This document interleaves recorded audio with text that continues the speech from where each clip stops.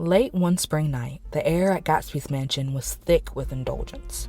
The air was laced with perfume and liquor, alive with the sound of laughter and occasional clinking of glasses that resonated through the grand, echoing halls. Outside, expensive cars rolled up in an endless parade, engines humming as guests poured into the establishment, drawn by the promise of Gatsby's extravagant hospitality. Roxy, standing at the entrance with a tray of drinks in her hand, felt swallowed up by the overwhelming luxury of it all. As a former maid in the Merrick household, Roxy was not used to so fine things, only pretending luxury.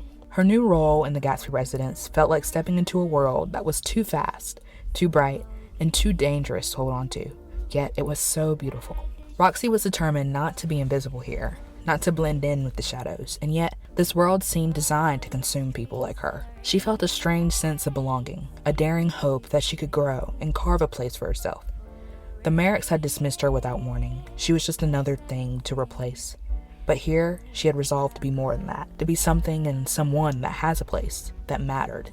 It was Gatsby himself who made her feel noticed, seen, in a way she had never felt before. He was always moving through the house, never alone, and always surrounded by people, in his own orbit, as if no one could quite touch him. His tall frame moved with elegance that commanded attention, and his dark eyes, set beneath slickly combed hair, seemed to take anything and everything in. When he looked at her, it was different from casual glances that he would cast at guests. There was something stronger, sharper, more curious, and it made her heart race in ways she could not quite understand. As the days passed, Roxy found herself increasingly in his presence, in quiet spaces between the endless parties and dinners. There were stolen moments in shadowed corridors, the electric brush of his hand against hers as he handed her his empty glass, the warmth of his gaze that lingered for a moment too long. Gatsby's hands would sometimes graze her wrist, a touch gentle yet possessive, leaving her feeling warm and breathless. Roxy felt his gaze settle on her in ways that made the shimmering dresses and the grand lights around them fade away. She was drawn to him, and she could feel herself falling recklessly, foolishly in love with this man who seemed to be as untouchable as a star,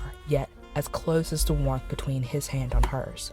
But not everybody in Gatsby's circle was content with the closeness of the two. Molly, with her beauty and crimson lips, had a way of slipping through the house that made her presence impossible to ignore. Molly might be a guest, yes, but something more. A figure who moved with a familiarity a lover would have, who had been edged out of her place. She had been a constant presence in the Gatsby home and in Gatsby's life for years, part of the mansion's fabric, woven into its glamorous and dangerous appeal. Her bright green eyes held a cold edge when they met with Roxy's, and her laughter, too, held a sharpness that was only meant for her. Molly was a striking woman, tall and slender, with an almost predatory gaze that made her seem like she was made for Gatsby's world of bottomless champagne glasses and endless parties. She wore dresses that sparkled like the chandeliers that hung from the ceiling. Her lips painted the same bold red each night, and she had a way of turning her head that suggested she knew who was looking at her. To Roxy, she seemed like a warning, a reminder that this world was not for her to take place, no matter how Gatsby looked at her, or how many times he found her in a quiet corner and let his hands linger on her skin for longer than they should. One evening, after a grand party that seemed to drain the mansion's guests, Roxy heard voices drifting from an open doorway as she cleared dishes left in the drawing room. She paused,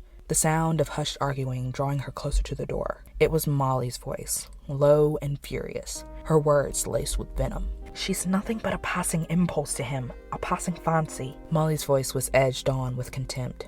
"She does not belong here, and she will learn soon enough." Roxy's chest became stricken, her hands began to shake, and her pulse hammered in her ears. Later that night, while tidying the guest rooms, she found a small vial tucked inside Molly's vanity drawer. It was filled with a greenish liquid, thick and vile-looking, the type of thing that belonged in a nightmare, not in the luxury and glittery world of the Gatsby estate. She froze, the implication sinking into her skin like ice. Molly was not just a threat. She was a predator. The next evening, Roxy crossed paths with Molly in the hall, the tension between them as thick as smoke. Molly met Roxy's gaze, her eyes fierce and unflinching. Molly's face twisted into an off-putting and cruel smile, her lips curling in disdain as she took a step closer, so close that Roxy could smell the heavy perfume lying thick on her skin.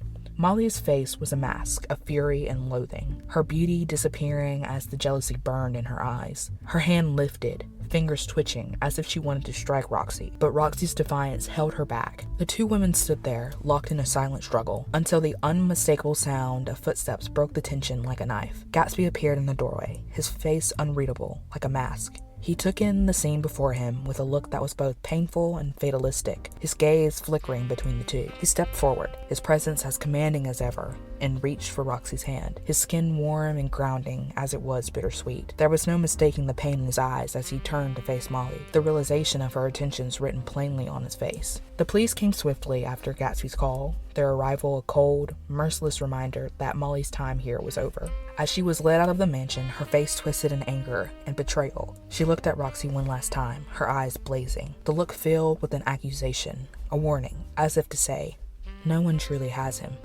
Not you, not anyone." Later, when the house was quiet and empty, Roxy and Gatsby stayed together in the empty dining room. He was quiet, and his gaze was distant, his hands clasped together tightly in his lap. His voice when he spoke was low and heavy, filled with an unfamiliar and unrecognizable sadness. He told her about Molly, about the years they shared as friends, then lovers, and the strangers bound by something neither of them could define.